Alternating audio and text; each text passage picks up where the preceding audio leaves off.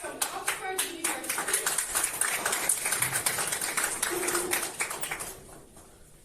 And Professor Rita Moreira from Primary University in Portugal. Jack Gordon and Rita Moreira have recently published a book called The Hidden Slavery that talks about slavery in our modern world. In your book, you start by talking about the Atlantic Triangle trade. What was the Atlantic Triangle trade? Thank you for having us on our program. The Atlantic Triangle trade was a three-legged route on each side of the Atlantic Ocean, which operated between Europe, Africa, and Americas between the 16th and the 19th centuries. These areas formed a triangle when viewed on map.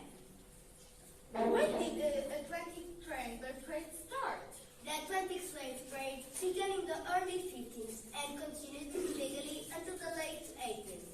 For example, the Portuguese did the slave trade around about 1760.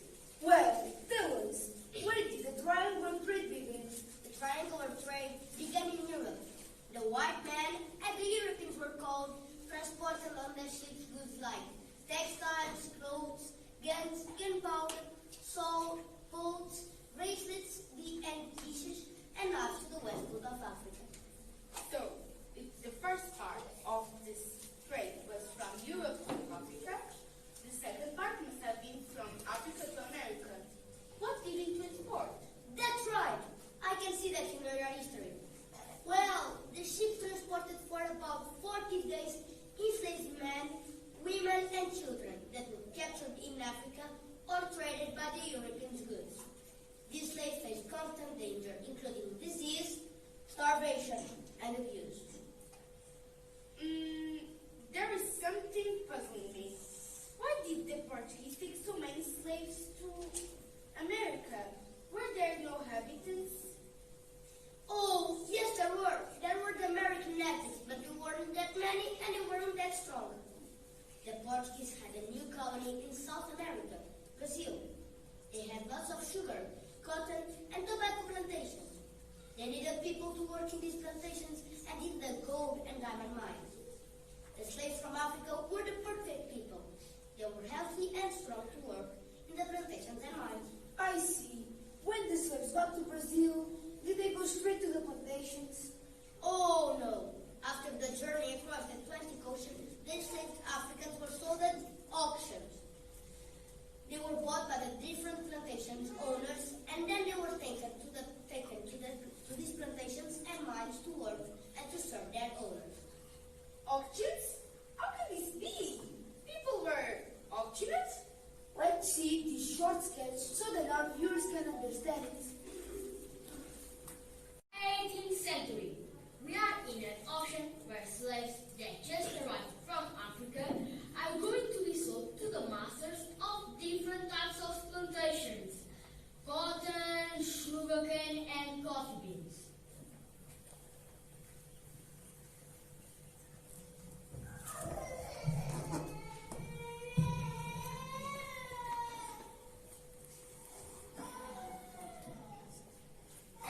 Let the auction begin.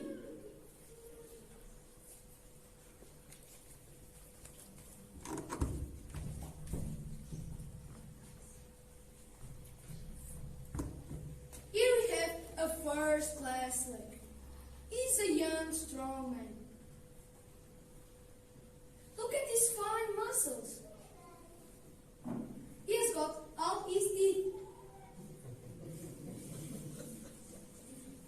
Here we start with 750 reais.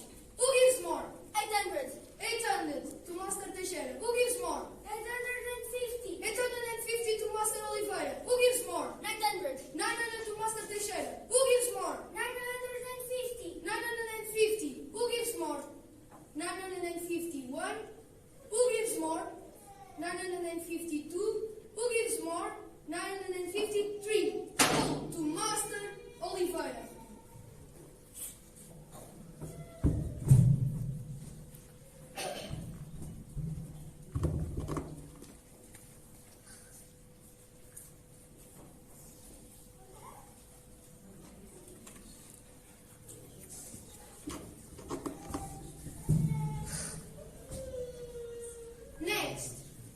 we have a young, beautiful and strong woman.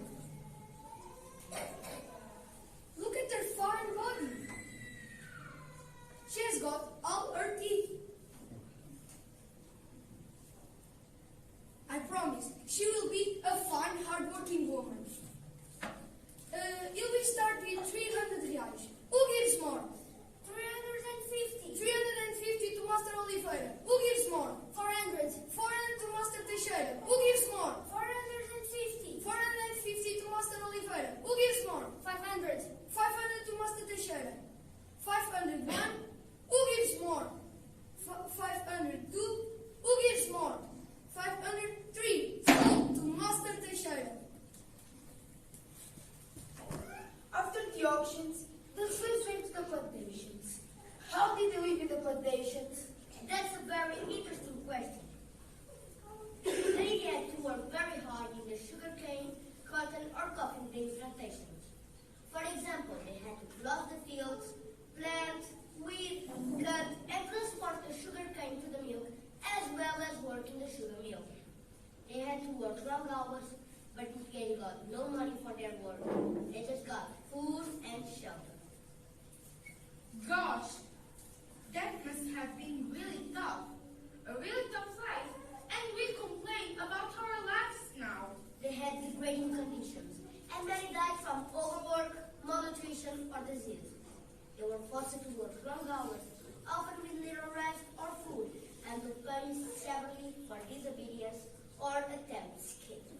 They had no freedom and owned nothing. Do you mean they had no freedom, no rights, no money, no choice, and no nothing? Unfortunately, that's right. Wow, life must have been really hard. Capoeira was developed by enslaved Africans. What is it? Well, capoeira is a type of dynamic movement that combines dance, language, music, acrobatic, and martial arts. It is like a game or a ritual used as self-defense. With us, today, we have the capoeira dancers and players.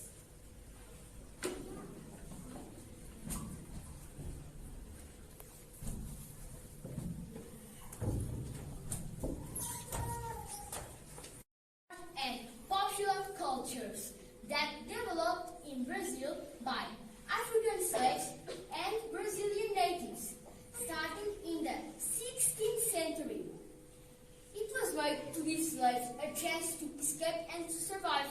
Capoeira was illegal in Brazil until the 1930s.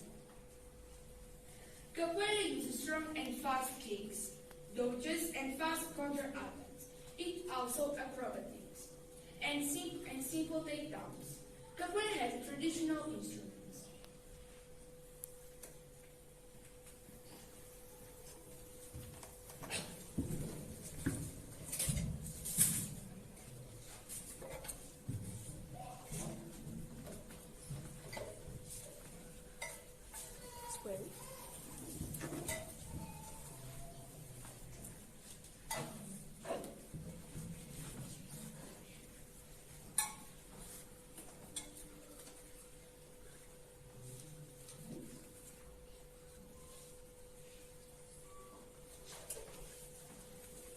They are the Bilingue and Caxi. At the bottom,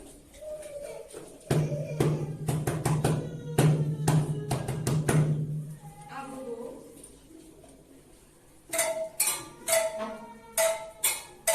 and Recorre.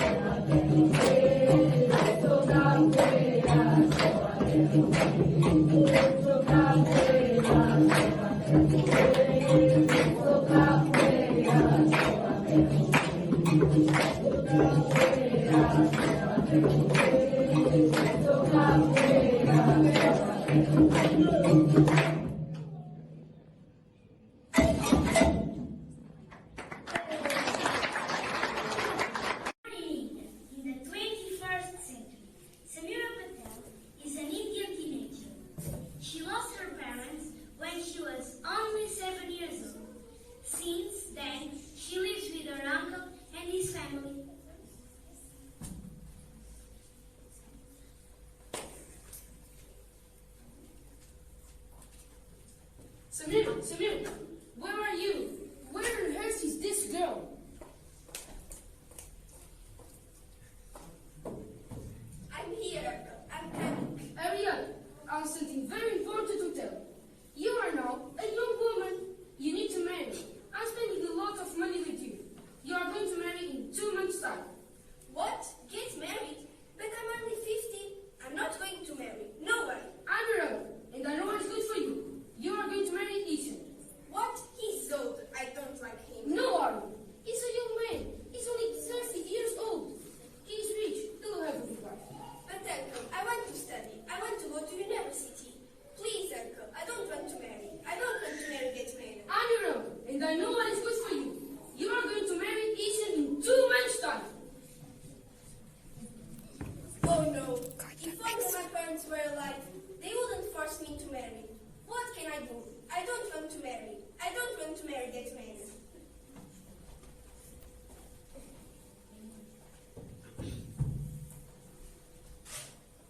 Samira got married.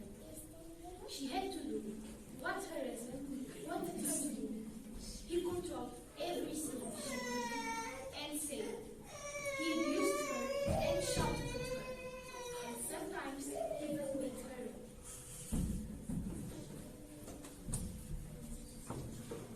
Samira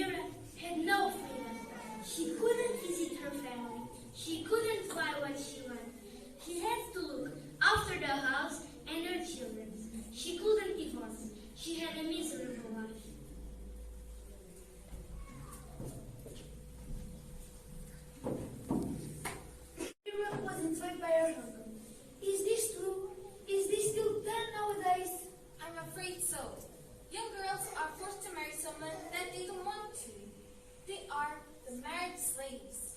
They have to live and obey someone that they don't like, don't love, and didn't choose.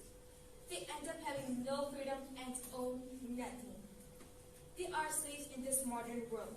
I would like to add that this is not only done in India, but it is also done in other countries.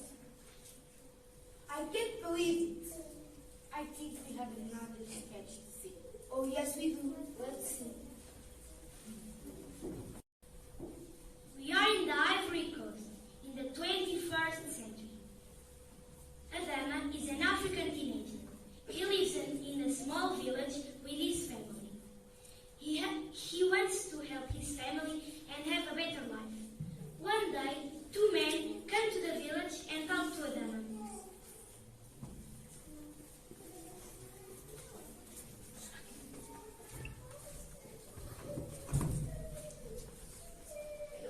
Hey, you! We want to talk to you. Me? What have I done? No, sir. We don't want to work. What do you want? Do you want to work? Do you want to earn a lot of money? Yes, have a good house, even a motorbike. Yes, but we want to have a better life. Come with us. We can get you a good job. After 6 months, you are rich. You will have a lot of money. Where will I work? What would I have to do? Don't worry, my friend. You'll have a good job. You'll have a house, food, and a great salary. Really? Are you talking for real? You're making fun of me. No, we aren't. It's so good that you can't even believe it. Here, some money for your family. Tomorrow we'll pick you up and you will with us, my friend. Thank you. I'm going to be rich. Yes, I'm going to help my family. The following day, the two men who were traffickers took the lamb to cocoa plantation, far from his home. He soon realized that he was deceived. He had to work from 6 o'clock in the morning until late in the evening. He had to work in the hot sun. He had to climb up the cocoa trees, cut the bean pods with chainsaws and big knives, spread pesticides, and carry heavy bags. And what did he get in return? An open hut, a shelter, and some food. Adama got no money. He couldn't see his family.